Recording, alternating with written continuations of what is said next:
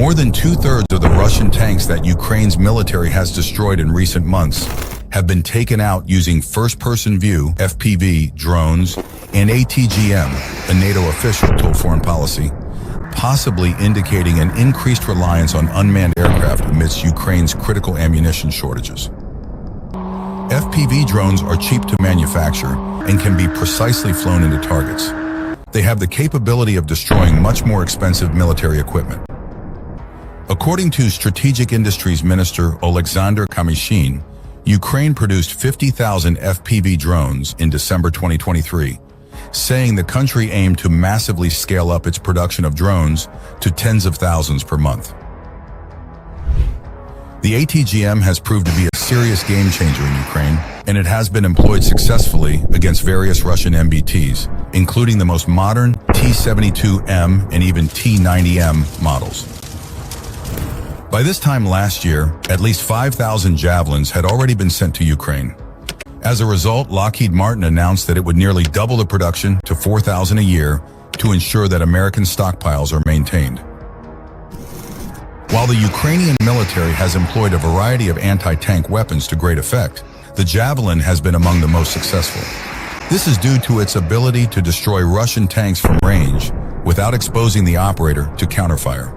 It has an effective range of about 1.5 miles, and as it is a passive weapon, tank crews largely can only detect a Javelin in the area once it's fired.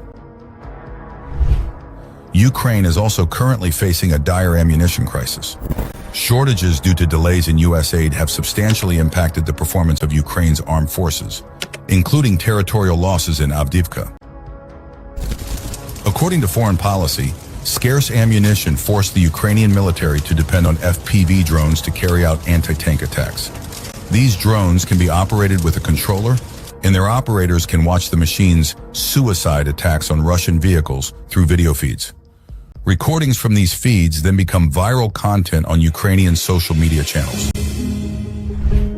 However, Ukraine's FPV attacks are only sometimes effective.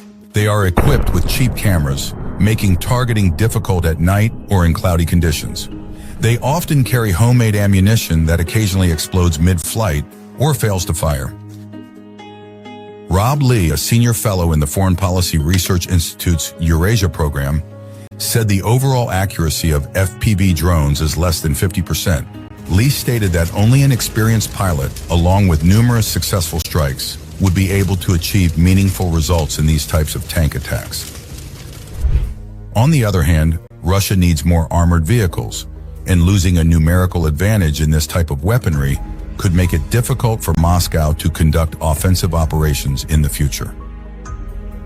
Earlier this year, Estonia's Foreign Intelligence Service and the International Institute for Strategic Studies, IISS, published several reports stating that Russia had lost over 8,000 armored fighting vehicles, such as tanks and armored personnel carriers, in its full-scale invasion of Ukraine.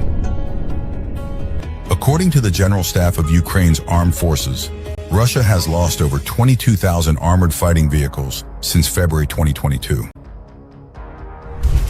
Ukrainian troops are taking several increasingly desperate measures to improvise operations against Russia amidst weapons and equipment shortages. Among other things, Ukraine is also reportedly using a network of microphones, similar to iPhone microphones, to track incoming targets. These networks can classify the type of munition used in addition to its direction and expected trajectory. With limited air defense, Ukraine's military has been able to rig heavy machines with sensors to shoot down Iranian Shahed drones. The NATO official, speaking on the condition of anonymity, said Ukraine's hit radar. Meanwhile, Ukraine secured fresh military aid from the U.S. on Wednesday, but multiple Russian advances across hundreds of miles of frontline territory have tempered the good news for Kiev.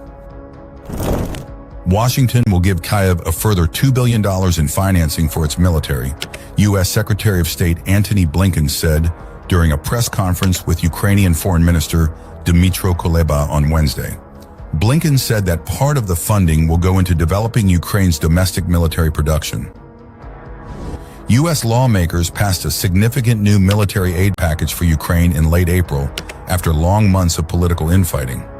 President Joe Biden then announced $1 billion in aid to urgently meet Ukraine's critical security and defense needs, followed last week by another package worth $400 million. U.S. aid, including the more than $60 billion passed last month, is coming at a critical time for Ukraine, Blinken said on Wednesday. We're rushing ammunition, armored vehicles, missiles, air defenses, Blinken added. Pledged U.S. aid is now reaching Ukraine's soldiers, the Pentagon said on Monday. But before the bulk of the resources arrives, Russia has opened up a new front in the war, attacking across the border into Ukraine's northeastern Kharkiv region. A deliberate move to overstretch Kyiv, Ukrainian officials and Western analysts say. Kyiv, already contending with fatigue and scarce ammunition supplies, rushed to move troops and weapons further north from the eastern and southern front lines. On Wednesday, Russia said its forces had claimed another 2 villages north of Ukraine's second-largest city, Kharkiv. Russia's northern group of troops seized the settlements of Hlybike and Lukiansi, Moscow said in a statement. Newsweek has contacted the Ukrainian military.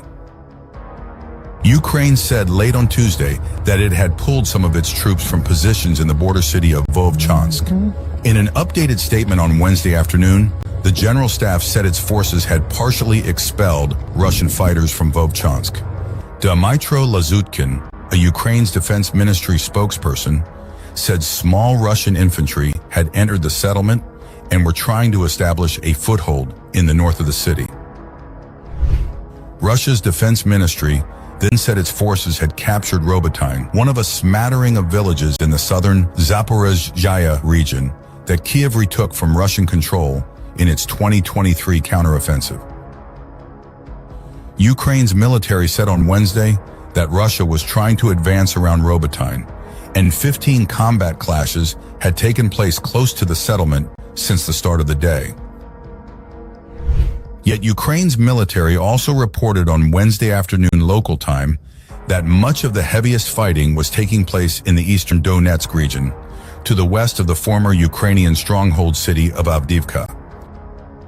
Ukrainian President Volodymyr Zelensky has canceled upcoming international visits, a presidential spokesperson said on Wednesday. The Ukrainian leader has instructed that all international events involving him scheduled for the coming days be postponed and new dates coordinated, spokesperson Sergei Nikiforov said in a statement on Wednesday. Zelensky was expected to travel to Spain and Portugal this week.